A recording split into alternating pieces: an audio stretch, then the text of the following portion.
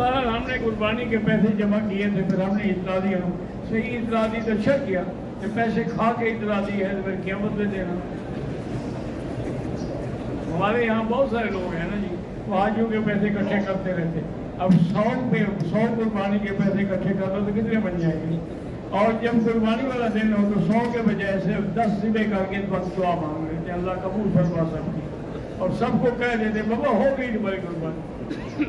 बात तो इतने चालाक हैं कि आप मौके पे चले जाएं, किसी और की बकरी दी पे ये तुम्हारी दी हुई है, उसका नाम तो लिखा हुआ होता नहीं, इसलिए बगैर एतबार के कभी किसी को न दे। कुर्बानी के पैसे हमने जमा करा दिए हैं, उसने फ़ोन किया कि आपकी कुर्बानी हो गई है।